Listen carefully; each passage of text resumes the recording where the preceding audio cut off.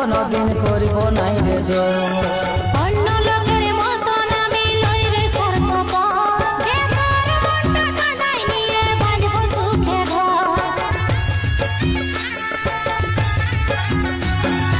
আমার কথা ভুলে রে তুই যার শ্বশুর ঘর, তোর পর আর কোনদিন করিব নাই রে জোর।